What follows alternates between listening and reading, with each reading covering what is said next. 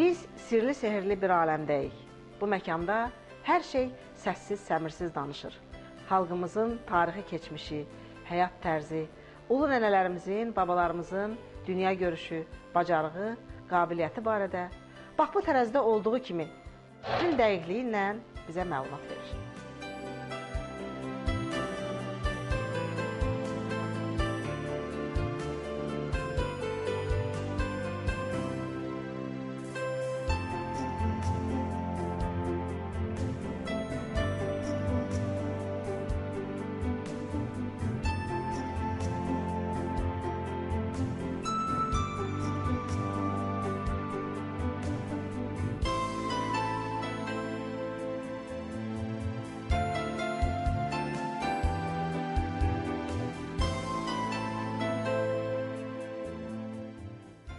Mən dünya muzeylərinin çoxunu gəzmişəm.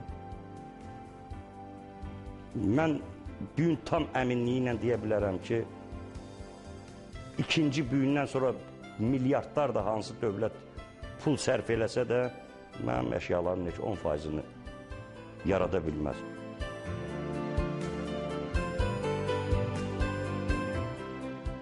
Şahid Həbibullayevin şəxsi kolleksiyası bəlkə də dünyada bənzəri olmayan bir kolleksiyadır. Niyə?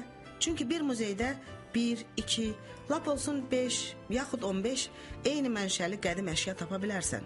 Bu sayda, bu çeşiddə və bu gözəllikdə kolleksiya doğrudan da böyük və nadir bir sərvətdir.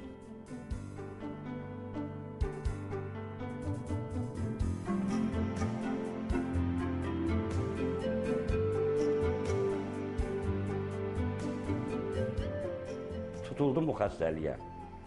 Onun arkamanza olur, aparırlar, müalicə eləyirlər, nağarırlar, dədə yığılır, əmi yığılır ki, qurban olum, tərk et bunu.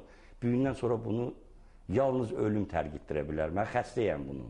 Bunların xəstəsiyəm mən daha.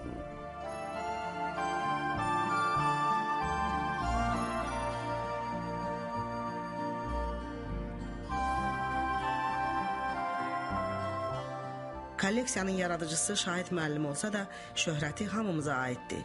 Axı bu bizim tariximizin, mədəniyyətimizin inciləridir.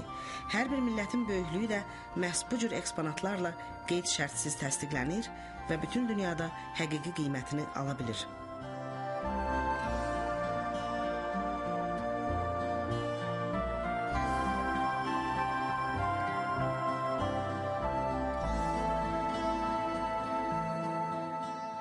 Bu yaxında Mehriban Əliyeva, UNESCO-nun xoşməramlı səfiri Əlfəz Qarayevlə birlikdə UNESCO-da Azərbaycan günləri üçün apardılar. 55 predmet qablardan, mis qablardan. Sonra mən informasiya aldım onlarla gedənlərdən, qablarımı təhvil verəndə ki, and içirlər ki, o dövlətlər hamısı ki, sual bu sizin doğrudan qədim mədəniyyətiniz belə olubdumu?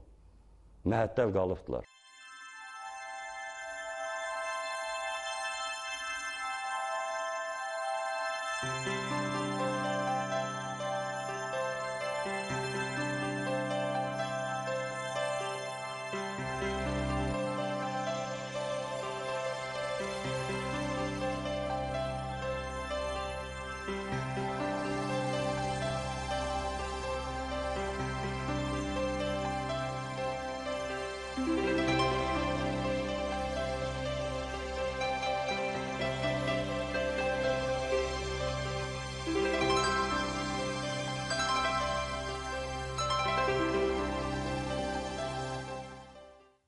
Siz təsəvvürlü minlərlə qab taparsan, eyni sərpuç 1 milyon dənə tapa bilir.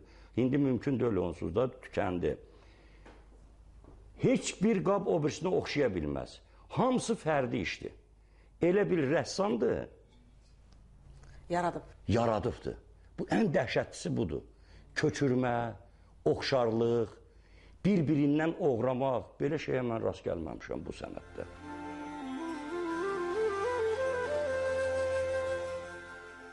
Tarixi çox qədim dövrlərdən qaynaqlanan Azərbaycan miskərlik sənətinin Şahid Həbibullayevin şəxsi kolleksiyasında cəmləşən nümunələri adamı ilk baxışdan sehrləyir. Sənət əsərlərinə baxdıqca baxmaq istəyir və düşünürsən ki, dünyanın ən böyük möcüzəsi əslində elə insanın özü, onun düşünən beyni və yaradan əlləridir.